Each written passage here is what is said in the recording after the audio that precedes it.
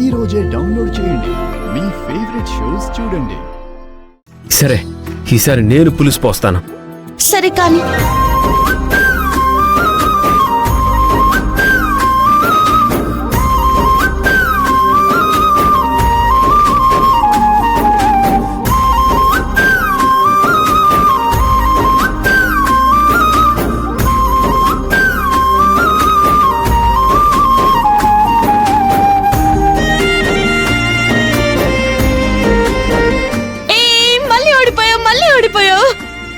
సర్లే, ఇప్పుడు ఏం చేయాలి? ఇదిగో, ఇందాకట్లాగా చేసామంటే మాత్రం ఊరుకోని చెప్తున్నా. ఇందాకేం చేసింది ఫ్రెండు? మిస్ అయ్యానే. సరే అయితే మంచి లవ్ సాంగ్ పాడు.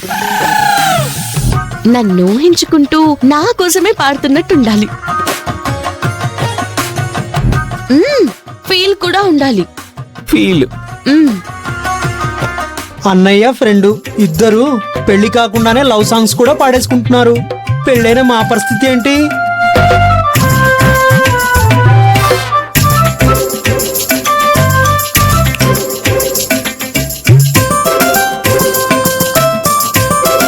అక్షిత, అక్షిత, ఒకసారి ఇట్రా రా.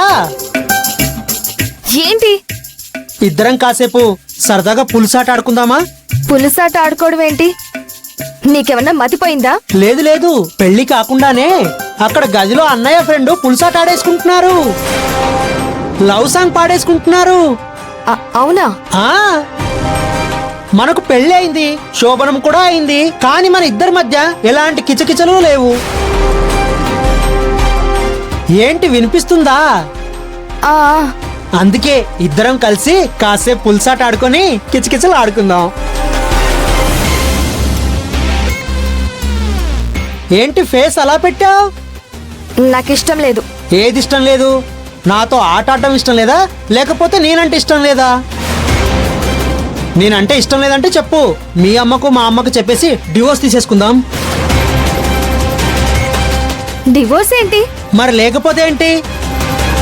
భర్త ముచ్చట భార్య తీర్చాలి, లేదంటే డివోర్సే. ఇష్టం లేకపోయినా నిన్ను పెళ్లి చేసుకున్నాను. ఇంతకాలం నిన్ను భరిస్తున్నానంటే కారణం ఈ ఆస్తి కోసం రా. ఇక్కడ అధికారం కోసం, ఆ కాలేజీని దక్కించుకోవడం కోసం.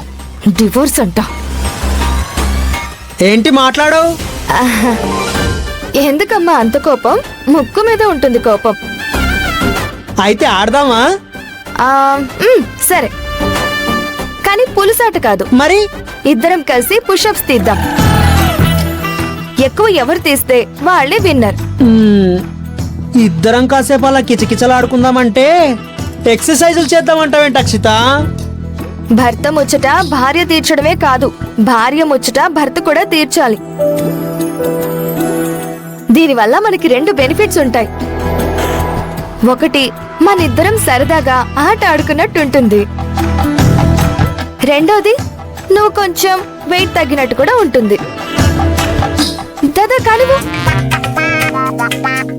రా కానివ్వు. తప్పదా? అంటే నా ముచ్చట తీర్చవా? అనవసరంగా గెలుక్కున్నట్టున్నాను. కానివ్వు.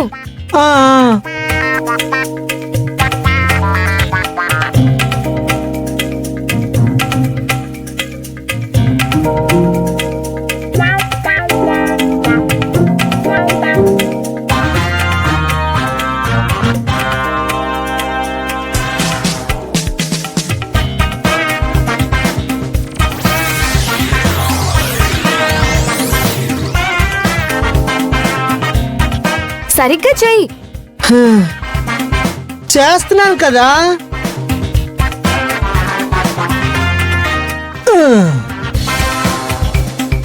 ఇంకాస్త బెండవు చంటి.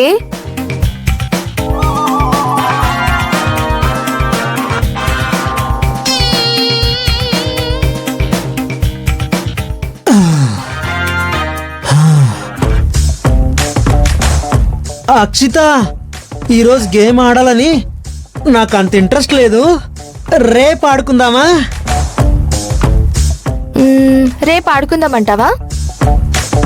సరే, నీ ఇష్టమే నా ఇష్టం. అమ్మా, బతికిపోయాను.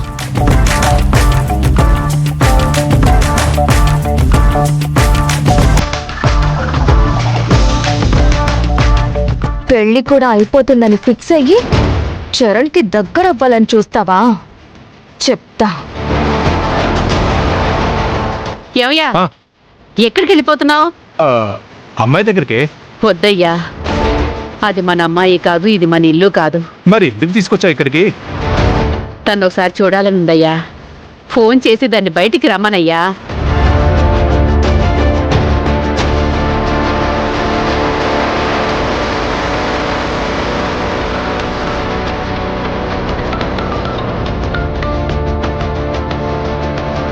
హలో నాన్న. అమ్మా, ఎలా ఉన్నావు నాన్న? నేను బాగున్నానమ్మా. అమ్మా, నువ్వున్న ఇంటి ముందే ఉన్నావమ్మా. ఇంటి బయట ఉండడం ఏంటి నాన్న? ఇంట్లోకి రండి, పర్వాలేదు. లేదమ్మా, నువ్వే బయటికి రా. సరే వస్తున్నాను, ఆగండి. హ్మ్. ఎవరిని కలవడానికి వెళ్తుంది ఇది?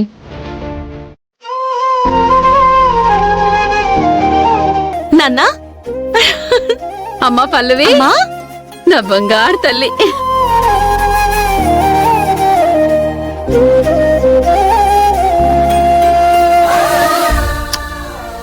ఎలా ఉన్నావమ్మా?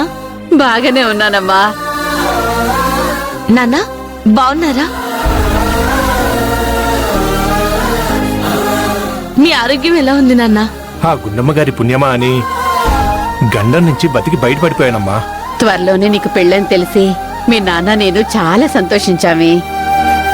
ఒకసారి నిన్ను చూడాలనిపించింది, అందుకే ఇలా వచ్చాం.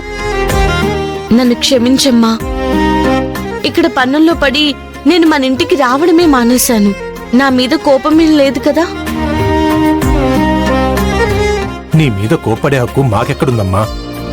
మేం పెంచిన వాళ్ళమే కాని కన్నవాళ్ళం కాదు కదా. పెంచిన వాళ్ళు అని మిమ్మల్ని మీరు తక్కువెందుకు చేసుకుంటున్నాను నాన్న? నిజం చెప్పాలంటే కన్న వాళ్ళకంటే మీరే నాకెక్కువ. నాకు మా అమ్మ నాకు జన్మనే ఇచ్చింది, కానీ మీరు జీవితాన్నిచ్చారు.